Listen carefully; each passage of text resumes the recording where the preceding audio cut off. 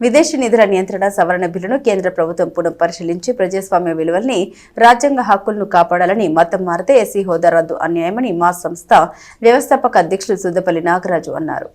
పట్టణంలోని market centre వద్ద SNR కార్యాలయంలో శుక్రవారం విలేకరుల సమావేశంలో మా సంస్థ వ్యవస్థాపకులు సుద్దపల్లి నాగరాజు మాట్లాడారు. క్రైస్తవ మతం మారితే ఎస్సీ హోదా రద్దు, ఎఫ్సీఆర్ఏ నియంత్రణ సవరణ బిల్లును పునః పరిశీలించాలని కోరారు. విదేశీ నిధుల నియంత్రణ సవరణ బిల్లు పట్ల కేంద్ర ప్రభుత్వం తీసుకున్న నిర్ణయాన్ని ఎంతో మంది క్రైస్తవులకు నష్టం కలుగుతుందని అన్నారు. ఈ సవరణ బిల్లుపై కేంద్ర ప్రభుత్వం పునః పరిశీలించాలని విజ్ఞప్తి చేశారు.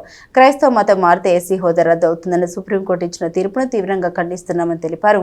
పాస్టర్ మల్లవరపు విజయ్ కుమార్ మాట్లాడారు. ఎస్సీలకు రక్షణ చట్టమైన ఎస్సీ ఎస్టీ అట్రాసిటీ చట్టం మతం మారిన వారికి వర్తించదన్న నిర్ణయాన్ని దుర్మార్గమని, ఈ విషయంలో ఉద్యమాన్ని ఉధృతం చేస్తామని హెచ్చరించారు. ఇప్పటికైనా కేంద్ర ప్రభుత్వం ఈ నిర్ణయాన్ని మార్చుకోవాలని సూచించారు.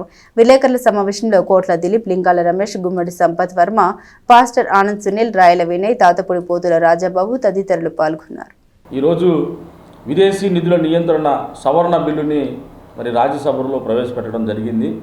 అదంటూ ప్రవేశపెట్టి ఆమోదం పొందితే క్రైస్తవ సమాజానికి ఎంతో తీరని లోటు జరిగిద్దని ప్రతి ఒక్కళ్ళ భావన, ప్రతి ఒక్కళ్ళు కూడా ఆందోళనలో ఉన్నారు.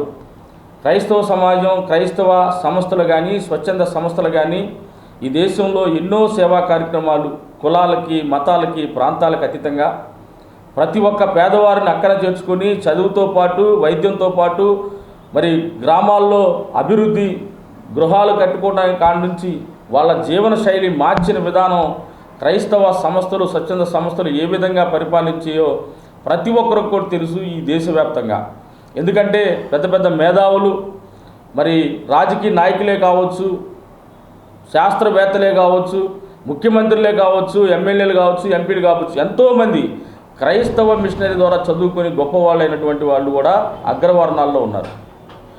కులాలకి, మతాలకి, ప్రాంతాలకు అతీతంగా ప్రేమను పంచే క్రైస్తవం మీద ఈ విధంగా కక్ష సాధింపు చర్యలు చేరడం అనేది చాలా అన్యాయం, చాలా దుర్మార్గంగా పరిగణలోకి తీసుకోవడం జరిగింది. ప్రభుత్వాలు ఎవరైనప్పటికీ ఇప్పుడున్నటువంటి కేంద్రంలో ఎంపీగా ఎవరైతే కొనసాగుతూ ఉన్నారో రాజ్యసభలో కానీ, పార్లమెంట్లో కానీ, ఇక్కడి నుంచి మా సహాయ సహకారాలు మీ పార్టీలకు ఎంత ఉన్నాయో మీకు తెలుసు. మేము ఏ విధంగా మీకు పనిచేసామో మీకు తెలుసు. మేము ఎలా కష్టపడి మిమ్మల్ని గెలిపించామో మీకు తెలుసు.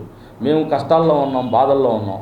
మమ్మల్ని ఆదుకోవాలని ఈ దళిత క్రైస్తవులను ఎస్సీ హోదా కల్పించే దానిలో మీ పాత్ర పోషించి ఖచ్చితంగా పార్లమెంట్లో దీని మీద పునరాలోచన చేసి దళిత క్రైస్తవులకు ఎస్సీ హోదా కల్పించే విధంగా, వాళ్ళ మనసు మార్చే విధంగా మీరు మాట్లాడాలని చెప్పి ఎంపీలకి, మా రాష్ట్రంతో పాటు దేశవ్యాప్తంగా ఉన్న ఎంపీలందరికీ కూడా మేము విన్నపించుకుంటూ, ఇలాంటి సమస్య లేవనెత్తకుండా ప్రతి సమస్యని పోరాటాలతోనే సాధించుకున్న వ్యక్తులం.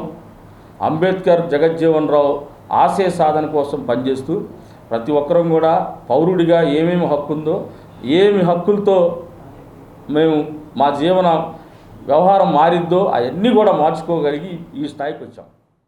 ఈ రోజున సుప్రీంకోర్టు ఏదైతే తీర్పు ఇచ్చారో ఆ తీర్పును మేము దళిత క్రైస్తవుల తరఫున వ్యతిరేకిస్తూ ఉన్నాం. కారణం ఏంటంటే ఈ రోజున చాలామంది ఎస్సీ హోదాలోనే చాలామంది సేవకులు ఉన్నారు, పాస్టర్లు ఉన్నారు. ఈ పాస్టర్లందరినీ ఏం చేయాలనేది మీ ఉద్దేశం అయిందో ఒకసారి అది కూడా తేటతెల్లం చేసినట్టయితే బాగుండేది. ఈనాడు ఎస్సీలు అందరూ కూడా చర్చిలకి వెళ్ళనటువంటి వాళ్ళు చాలా తక్కువ మంది, దాదాపు అందరూ కూడా చర్చిలకు వెళ్ళేటువంటి వాళ్ళే. మరి అటువంటి వాళ్ళకి మీరు ఎస్సీ ఎస్టీ యాక్ట్ వర్తించదు అనేటువంటిది ఒకసారి ఆలోచిస్తే ఈ దేశంలో అసలు కులం అనేటువంటిది లేకుండా చేయడానికి సుప్రీంకోర్టు కానీ, రాజకీయ పార్టీలు కానీ, పాలకులు కానీ ఒకసారి నిర్ణయం తీసుకుంటే మంచిదని చెప్పి మా అభిప్రాయం. దానికి మేము సంపూర్ణ మద్దతు తెలుపుతాం. నిజమే, క్రిస్టియానిటీలో కులం లేదు, అయితే మతం మారినంత మాత్రాన కులం లేదా అనడానికి రాజ్యాంగంలో ఏదైనా ఒక క్లాజ్ మీరు చూపిస్తే దానికి మేము లోబడి ఈ దేశంలో కొనసాగడానికి ఇష్టపడుతూ ఉంటాం. భారతదేశం సర్వ మత గౌరవం కలిగినటువంటి దేశం. ఆ విలువల్ని మీరు దెబ్బతీసి దళిత క్రైస్తవుల యొక్క మనోభావాలను దెబ్బతీస్తే ఉద్యమ రూపం తీవ్రం దాల్చి దానికి చాలా విలువైనటువంటి సమయాన్ని కూడా కోల్పోవలసి వస్తుందని చెప్పి మనవి చేస్తూ, ఇప్పటికైనా ఎవరైతే పాలకులు ఉన్నారో పాలకులందరూ కూడా మా విషయాన్ని ఒకసారి గుర్తించి ఈ ఎస్సీ ఎస్టీ హోదా ఏదైతే రద్దు అవుతుందని చెప్పి సుప్రీంకోర్టు